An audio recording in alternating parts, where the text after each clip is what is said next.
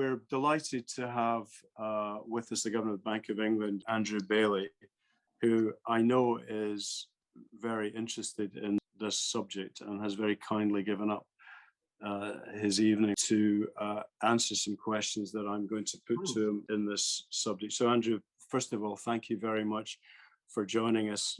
As someone who's been in front of all sorts of Treasury and parliamentary committees, I can assure you that the questions you're about to get are no less difficult.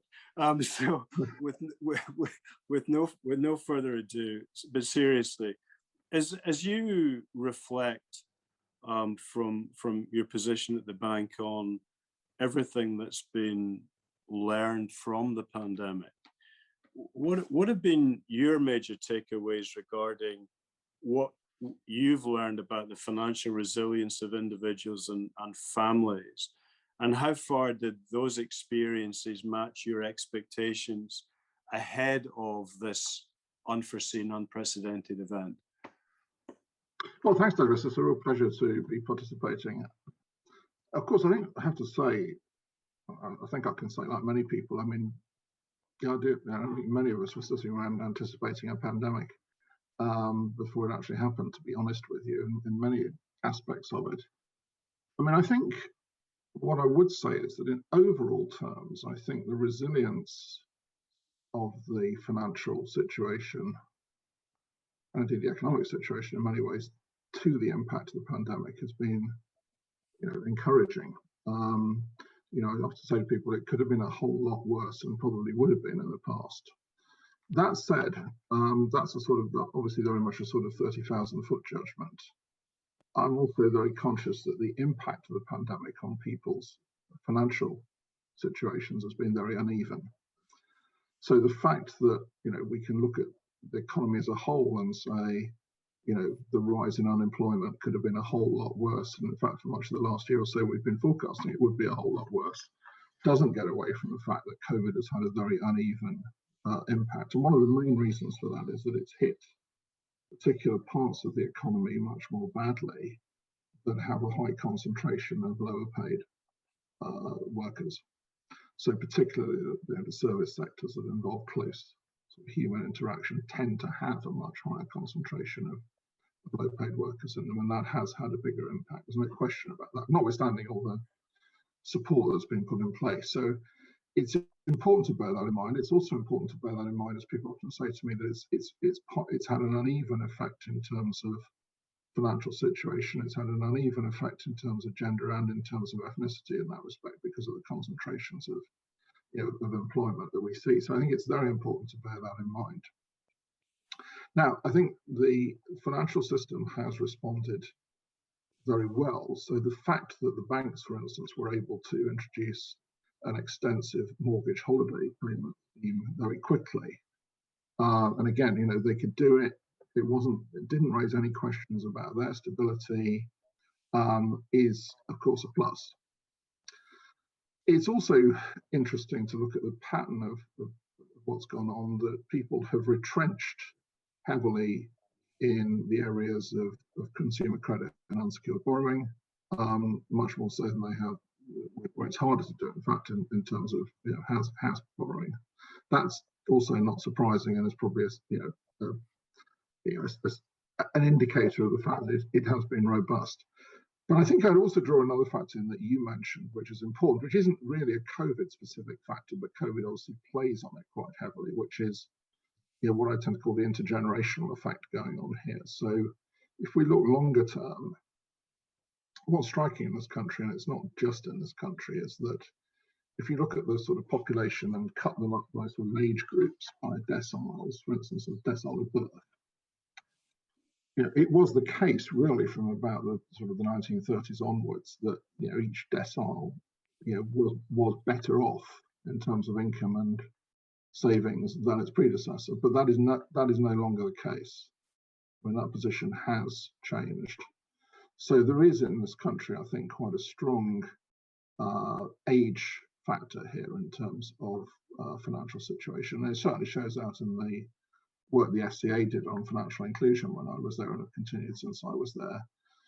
It's not to say that obviously we don't have issues in the sort of the older generations, we do, But it was notable that this pattern of sort of gradual, of progressive improvement amongst sort of generations has come to an end. Yeah, I mean, I often observe, and I won't ask you to comment, that one of the benefits of the financial crisis was that the work that you and others did to put the financial system in a better place was very well done in relation to how prepared in terms of capital and liquidity the sector was to support the economy during this period. If we'd been doing this in 2008-9, I think it would have been a heck of a lot different in a very ugly way.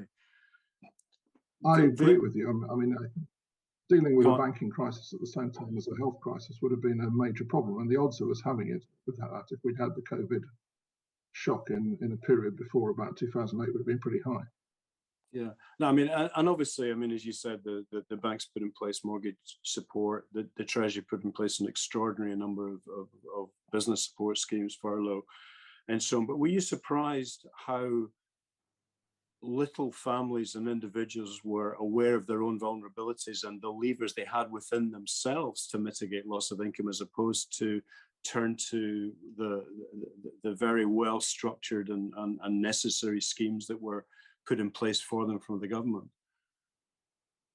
Well, of course, I think the figures on savings and the percentage of households that, I think your figures show in the material you've prepared, have very low savings are well known and have been around for some time. So again, it's not a new story, unfortunately. So I think the fact that there were people who were going to be very vulnerable to this shock was, understood.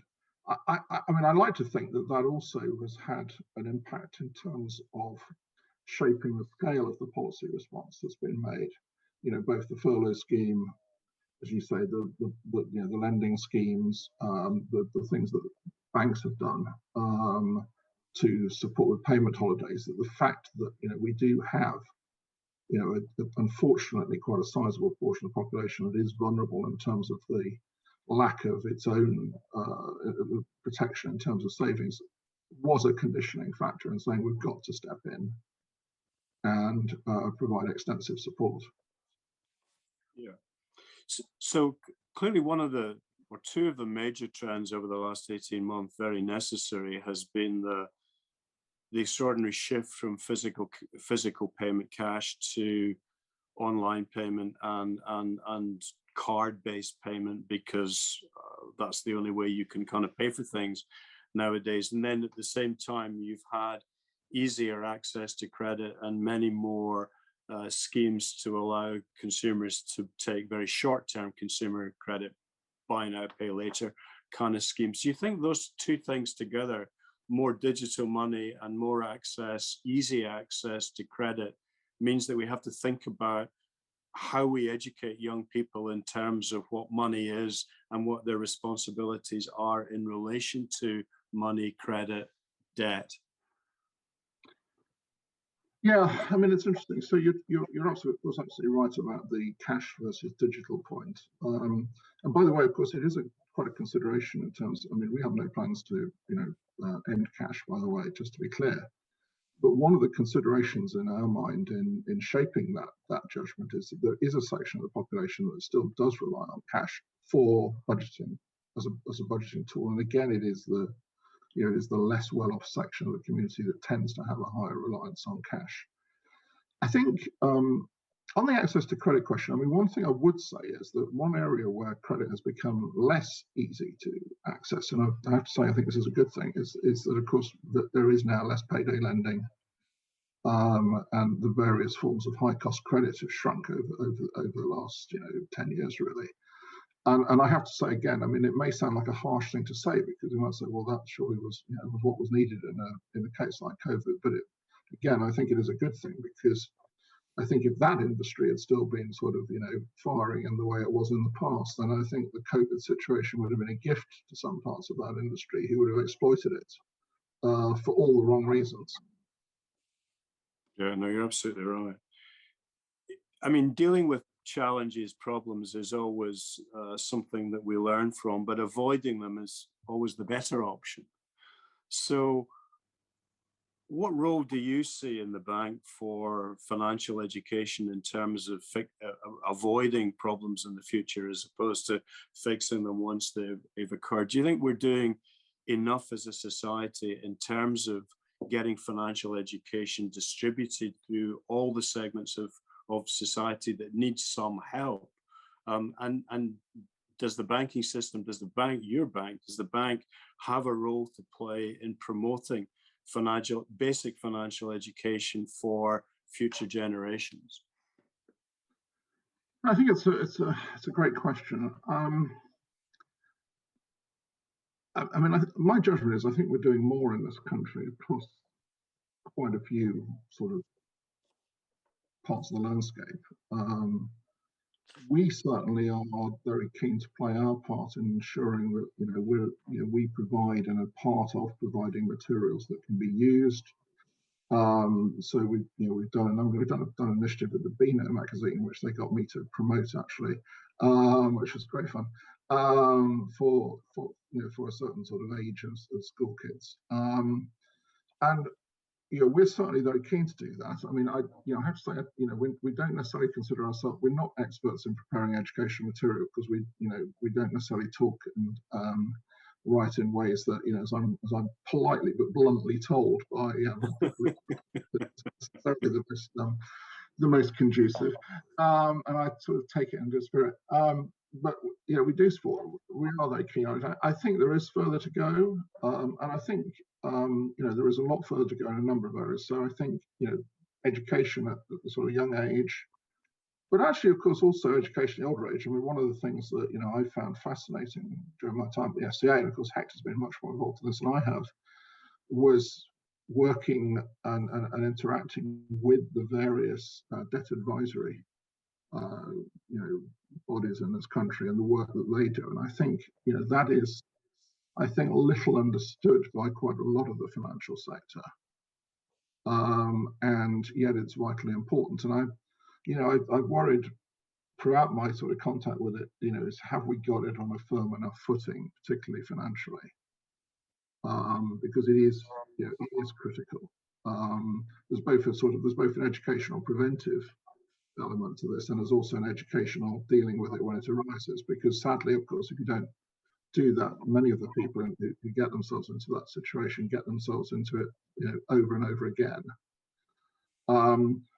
I hope also that we've also made some changes to the way financial services are sold that benefit that section of population. I mean, one of the most always thought outrageous things that we came across in the FCA, and I think certainly did take big steps to deal with, was the fact that, just to give you an example, Douglas, I mean, there was a situation a few years ago where if you had a low income and debt problems in this country, it would cost you, 3 times as much to buy a washing machine in this country as it did, somebody who could go out and afford to buy it straight off. That's pretty shocking, frankly. Now, I think we've made important steps forward on that front, but it's never done. Yeah, I mean, I couldn't agree more. I mean, I think that one of the areas that's been humbling to me in terms of just a physical experience that you don't often get as you get more senior in the banking world, was that one of the roles of Just Finance Foundation was, because we can't give advice because we're not regulated to give advice, but we can signpost. And I remember doing an interview with an extraordinary woman who was prepared to be interviewed from Liverpool, who'd got into terrible difficulties financially, and ultimately being signposted by someone who was like a community worker through our network to the bank, not the bank I used to be involved with, but another of the big 4 banks, who were incredibly empathetic and helped her about not to get to the place where you talked about, where you end up paying far too much for anything, and telling her how to get out of the problem and so on and so forth, which she did. And it was a humbling story of how someone managed to get out of the situation just by being put in the right direction for where you can get help. And I think that's part of the education journey that we all need to be part of, about telling people where they can go to get help without feeling ashamed that they've got themselves into the situation that they need it. And I mean, Hector can speak to this far more than I can, as he's involved in it in a really hands-on way. Andrew, thank you hugely for giving us the time. I hope you'll stay with us. And I'm going to say, yeah. And maybe we'll sneak another question at you if the time is right, or indeed I'm gonna do something that's not in my script. If anyone has a question for Andrew, you can put it in the chat box, and we can decide whether it's an appropriate question to put to the governor. Obviously, if it's really difficult, we will.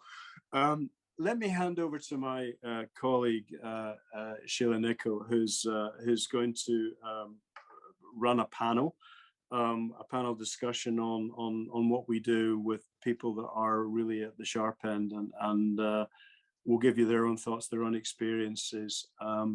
Sheila. Thank you very much, Douglas, and thank you very much, Andrew.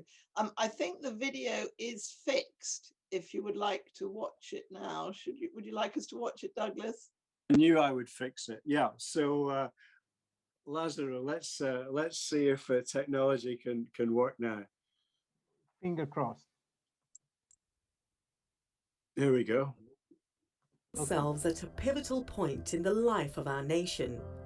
The impact of the pandemic on the financial well-being of individuals and families has been devastating, and has highlighted pre-existing inequalities between the wealthiest and poorest parts of the UK. In 2020, millions of people faced a reduction in income. Unemployment rose, and 5 million claimed universal credit. These rapid changes occurred within a context where financial hardship was already a daily reality for many. When a crisis hits, or the unexpected happens, many people find they have nothing to fall back on, and they lack the skills and resources to navigate the changing landscape. We need to have a vision for a fair and inclusive financial system, and a society where people feel confident managing their money.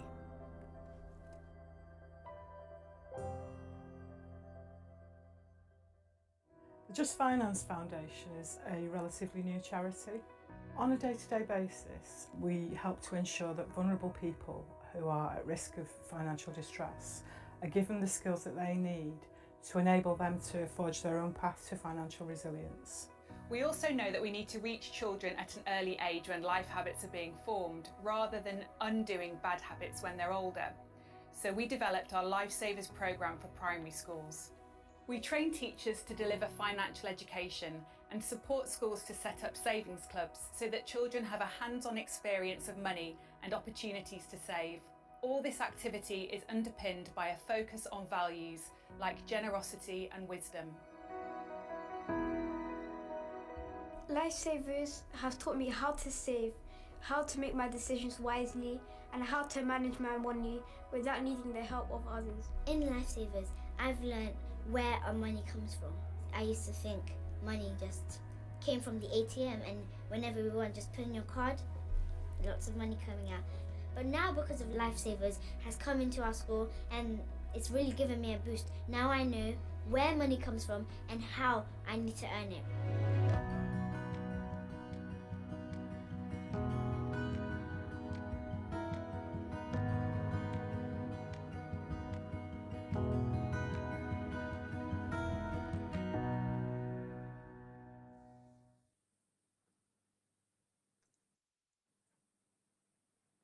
Fantastic. Well done, Lazaro. I knew I was just the warm-up act. That's great. Sheila, over to you. Great, thanks very much. We've got, as Douglas has said, we've got a number of people who really are on the front line of this work. We've teed up a panel. What I'm going to do is to make sure all the panelists have a chance to say something, because we've got a relatively short length of time, I'm going to ask each of them a question. But if you have questions, please do put them in the chat box. We've helpfully already had a couple of questions in advance from Roger Miners, for which thank you. So the panelists are Catherine Warland, who you saw some of her children from her school on the video. She is head of school at St John the Divine in Camberwell, which, as the video indicated, is an area of high deprivation. They have launched the Lifesavers program in her school, so she'll be able to talk about that.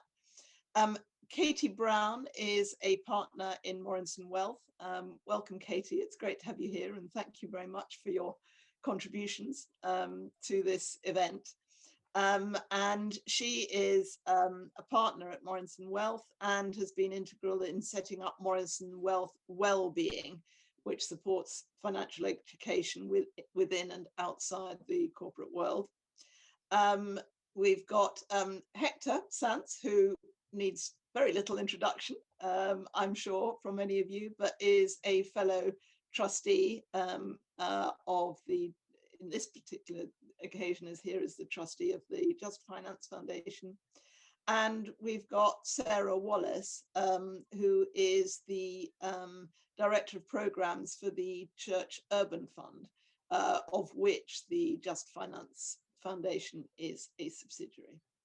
So I will get straight on and start with you, Catherine, and it's great to have you here, and it was lovely to hear your children talking a bit about what they've learnt, and it was nice to hear it direct from them. But I wonder if you could give us some insights into how you've experienced the Lifesavers and what you see the benefits and possibly even challenges have been for you.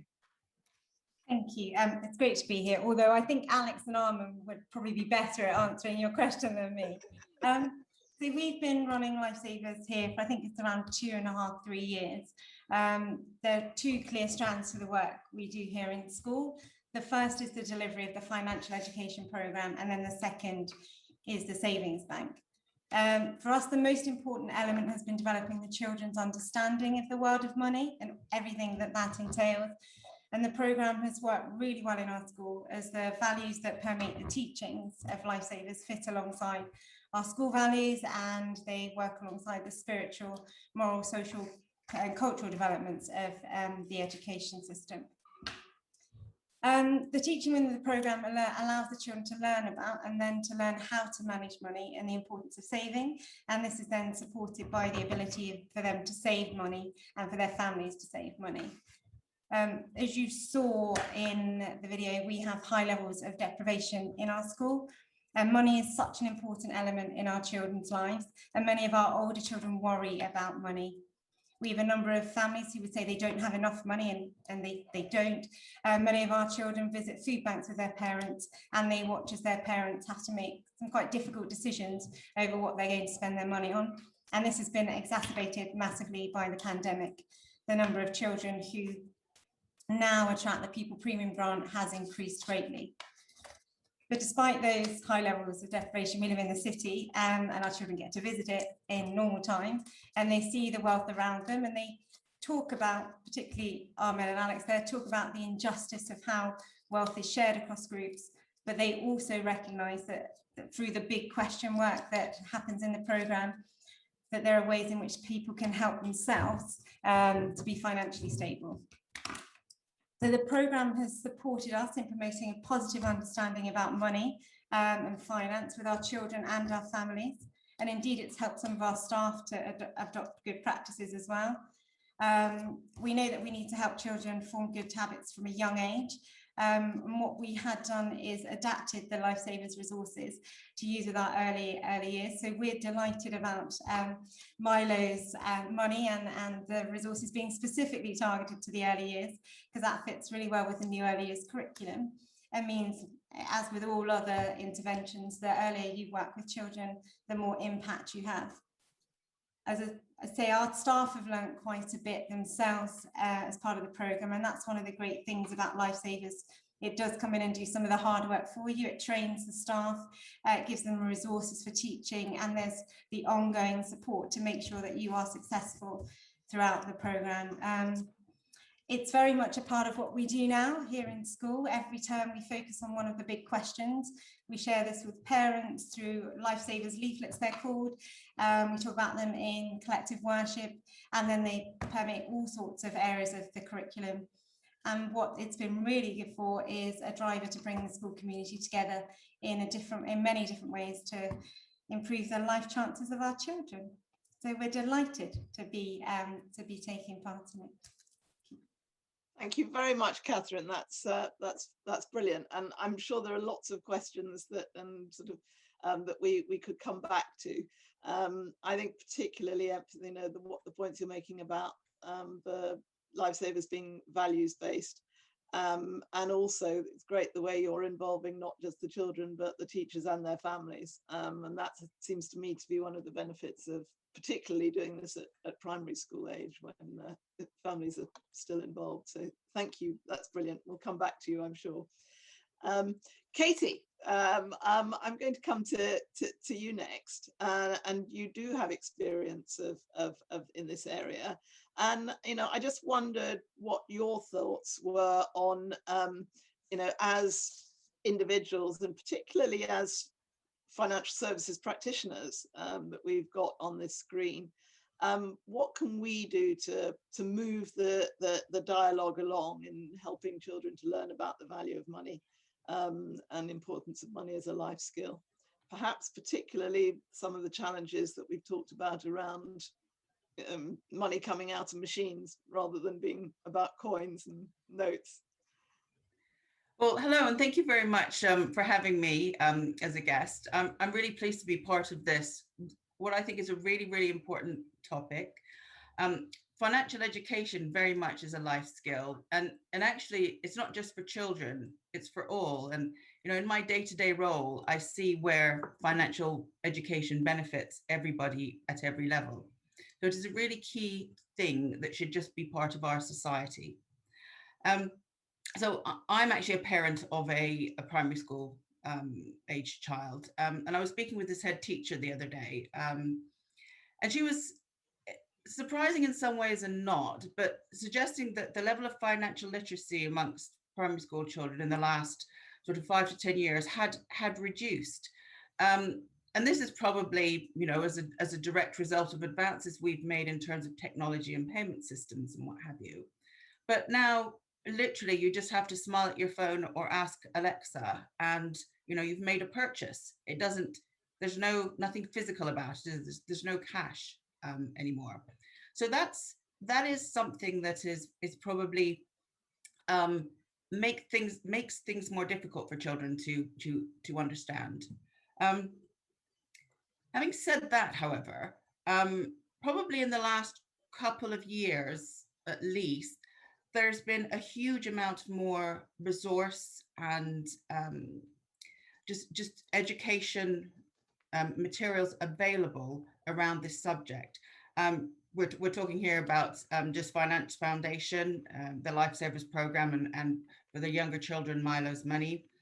There's other organizations around, such as Red Start, that work to bring financial education into primary schools in a fun and engaging way. And I think that's really important, because for anyone, not just for primary age children, you want engaging people, making it mean something, means that they will, I suppose, that they will be more engaged and it will be more meaningful to them in their life.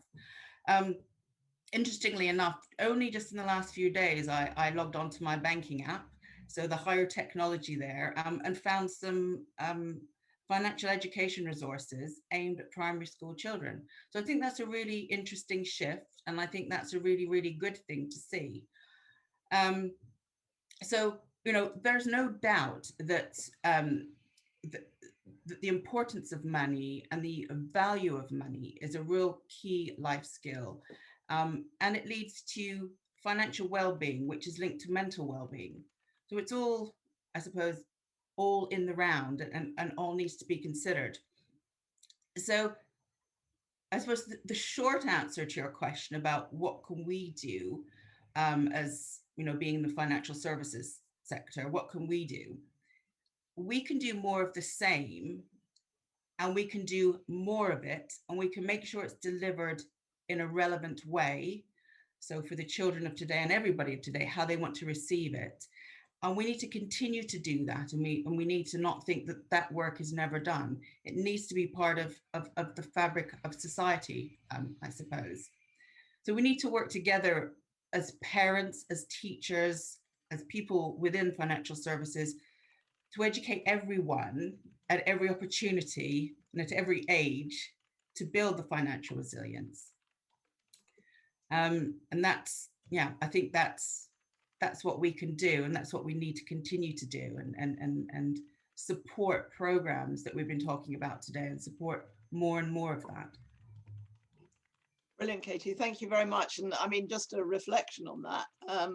We talk about, you know, we're in the financial services sector. I think we may well find that even among our colleagues and employees of our organisations, there are people who are not as engaged and as resilient and so on as they could be. So just because we're in the financial services sector doesn't automatically mean that, you know, we talk about money and we engage with it responsibly.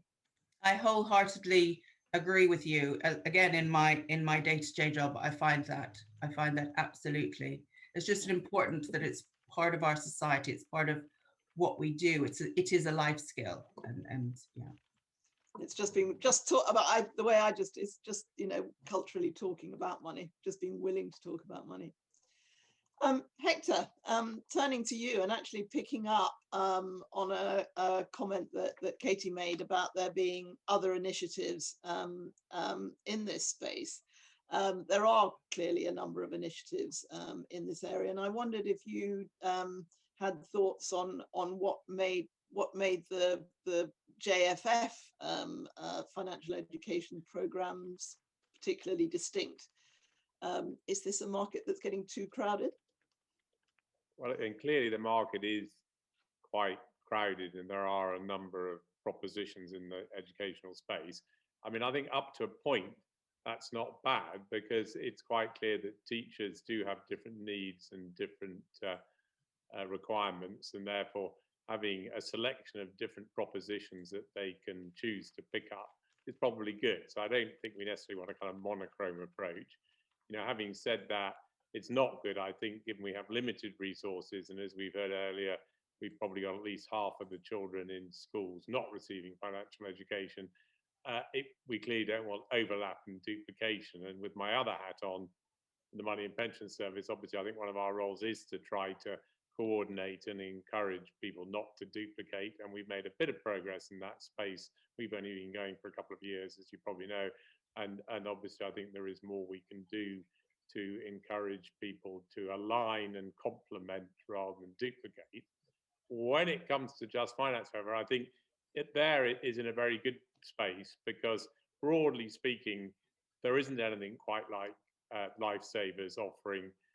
There certainly is very few providers in scale in the primary sector, and insofar as there are, what Lifesavers does is very unique, as we've heard from Catherine. I mean, I pick out a number of features. I mean, first and foremost, it is this combination of a savings club, a practical element, which clearly appeals to the children, with the educational element. That is, I think, almost completely unique.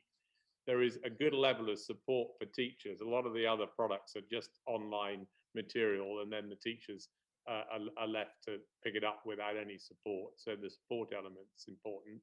And then the final thing I would pick out is this engagement with the parents and the families. There's an awful lot of research now that says successful financial education needs to combine in-school delivery with parental and at-home support. You do need to do both, which obviously is pretty self-evident if you think about it. So having programs which try to engage both parents as well as teachers and, of course, the children, you know, I think is critical to long-term success. So short answer is yes, there is a lot going on in the whole spectrum, but I think in the area that Lifesavers operates, it's pretty unique, and you know, we really do need to scale it, would be my view. Thank you, Hector. I mean, maybe I will ask you a follow-up question, which has actually come in from Roger Miners. I think I was supposed to actually be asking Douglas this, but I'm going to ask you since it fits in with what you're saying. And thank you, Roger, for submitting your question in advance. How does this initiative fit in with the FT's Financial Literacy and Inclusion campaign? And is there something to be said for joining forces with that?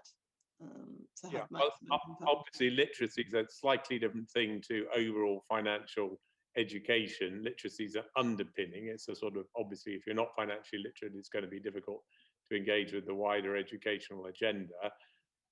More specifically on the FT initiative, as I understand it, I have come across it again with my MAPS hat on, and it's fairly early days. MAPS have been in touch with them, and so it will fall under our sort of coordination agenda that I just touched on earlier.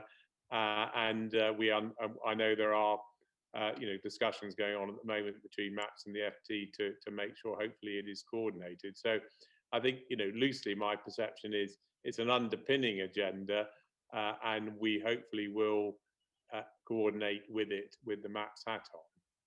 It's a bunch more sophisticated, Sheila, too. It's all about mortgages and consumer credit and stuff. Right. It's for the average FT reader, not for the primary school children. More in the adult space. Now, Sheila, just to warn you, I have a small technology glitch here, so I'm going to have to log on again. So you're going to lose me for 2 minutes. But okay. Hopefully, you'll get me back before too long. Brilliant, fantastic. I will move on and turn to Sarah, because I'm going to give Douglas the final word.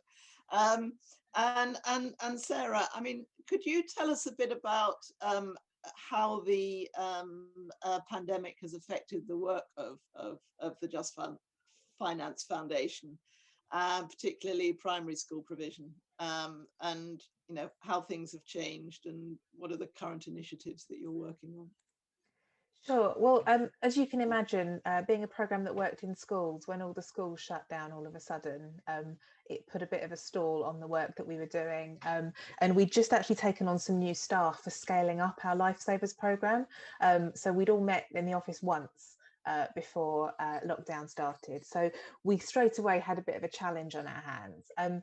We quickly looked at what we could move to do under the situation, not knowing how long things were going to last for. So we looked at creating resources for teachers to use for home educating children or for parents to use. We were really fortunate that our funders were hugely generous and flexible at that time, and understood that we couldn't do what we were meant to be doing, but that as long as we were doing something working towards the same aims, they were happy to continue supporting us, which was such a wonderful position to be in. So with financial education for children sort of slightly on the back burner briefly, we developed the COVID cash course, which was aimed at helping adults who were facing a sudden loss of income and looking at what support was out there for them. And that was something that we created that could be delivered online during the pandemic. And that was hugely successful. And then we had the opportunity to look again at our financial education, which is when we created Milo's Money. Now, this was aimed at younger children, so 4 to 7 year olds, looking at the age when children first start to understand and experience money and trying to learn the skills that underpin everything. So the team, thinking about how best to deal with this, wrote a storybook called Milo's Money, about Milo, a young dinosaur who earns some money from his uncle by doing some chores and doesn't really understand what he can do with money. So speaks to a variety of people who give him advice on whether to save it, whether to spend it, whether to maybe pool it with a friend or invest it in ingredients to make smoothies, sort of setting up an enterprise. So we wrote this book and produced some online resources and started working with schools in January this year. This was part of the Money and Pension Service Innovation Fund that we were able to launch this product through. And that's been really great, because although we have a physical storybook that's been given out to the schools that enables them to work through it with the children, and having pull-out elements and practical elements. All of our resources have been available online since the beginning of this project, because we wanted something that was COVID-proof, really, that meant that if schools started to lock down again, or we were in a situation where people weren't able to actually be in schools, or we couldn't visit schools, as we haven't been able to for some time, people could still get access to the resources. So I think while it's been hugely challenging for us doing things we used to do, actually it's really made us think again about how we deliver what we do. And it's given us opportunities. Milo's Money, I'm not sure would have had the same success if it wasn't through, having to create something that would work under those circumstances. And it's also enabled us to work on how we deal with lifesavers.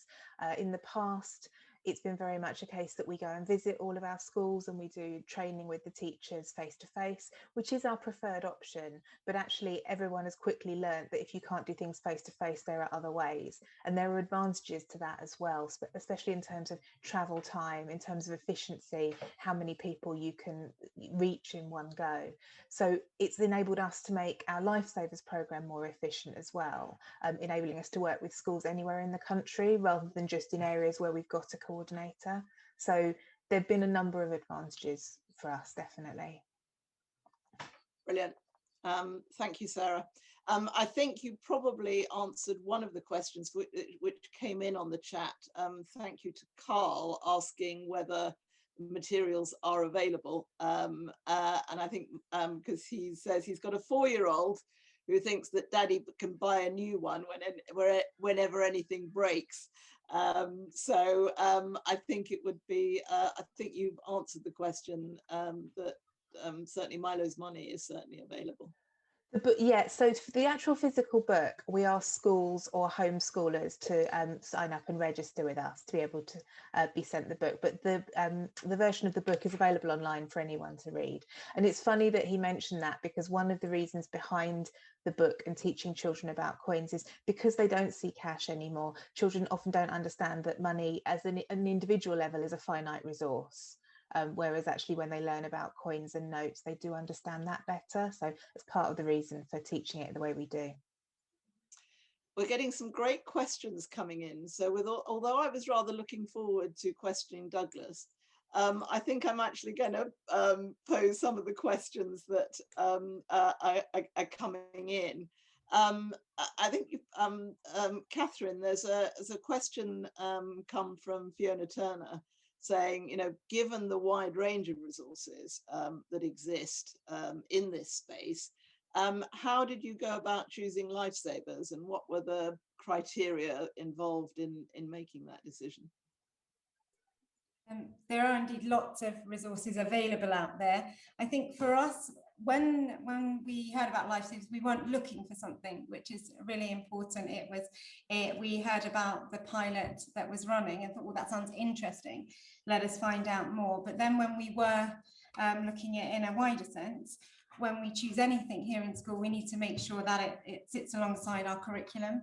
We are very keen on any work we do being something that goes through all 3 phases. So we go from nursery through to year 6. So it needed to work across the whole school, and it needed to align with our values, which is quite important.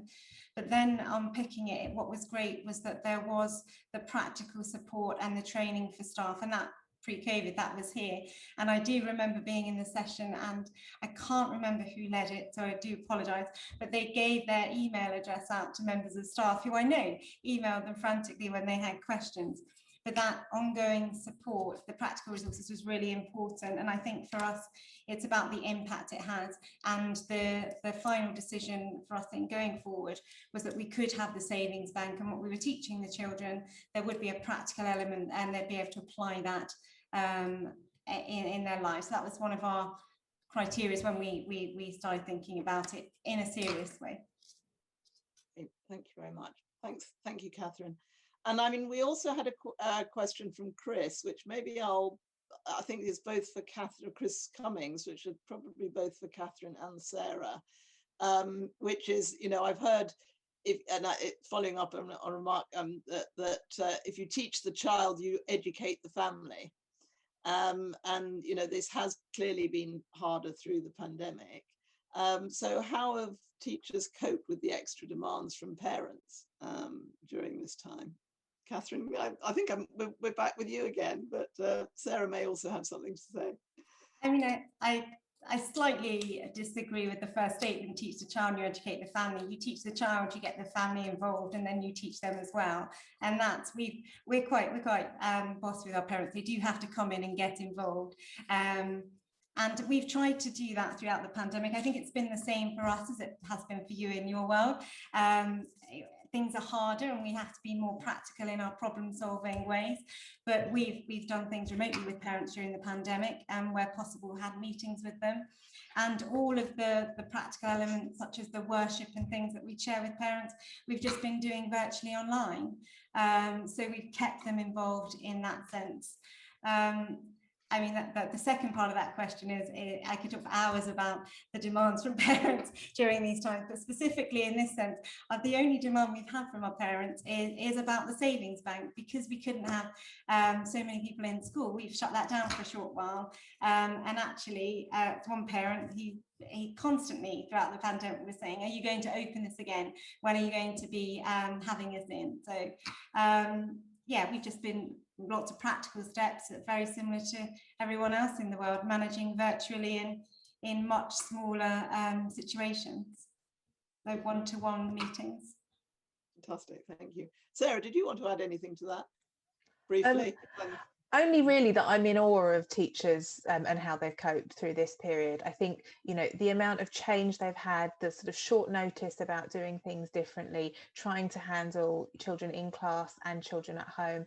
And I think from a lot of the schools that we've spoken to, trying to deal with pastoral care of not just their children, but the families as well, when families have been struggling financially, struggling for food, and often it's the school is the place that they turn to. And so teachers really having to, you know, act as social workers and benefits advisors and all sorts of other things. So I like I said, I'm astounded at the resilience of teachers throughout this, yeah, they've been hugely impressive.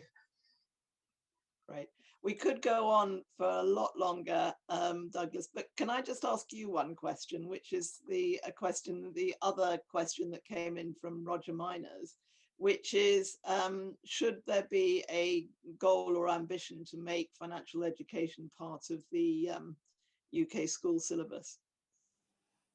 Well, you know the answer to that question, absolutely yes. I mean, I think that one of the things I've learned through my years on Just Finance Foundation is that it's the early years, it's 4 to 7 to 8 that makes all the difference. And the fact that the financial training education that is given in schools is at a later stage, it's far too late, because attitudes have been formed already. And I think one of the things that marks Lifesavers out and its association with the Archbishop of Canterbury and so on is the fact that it's values based, and therefore it's not just about money, it's about values. And that's really what we're using money to teach people about. The values of society is to you earn things, you save things, you defer consumption, and the responsibility that comes from taking money from somebody else to spend, to give back, and so on. So I would love to see it part of the national curriculum at a primary school level. I know that everyone wants to get something into the national curriculum at that level, but I think of all the things, basic financial skills are so important, and it's embarrassing sometimes to find out in later life how people are so under-trained, under-resourced in simple things. So yes, I think we should. I just want to say a few words in thanks and to close. There was a question for the governor, which I feel I ought to ask Andrew, because it's kind of relevant in a way, which is, and you've had this before, is we're talking about the burden for getting our young children, but are we as a generation leaving a huge burden of debt because of our behaviors and this period for our children and grandchildren to cope with in the future, or are we going to find a way that we will get rid of that burden without leaving too much of it for them? That was the question. Yeah, that's a good question. So we are, in the sense that, of course, COVID, the necessary response to COVID to smooth the impact of it has been to borrow.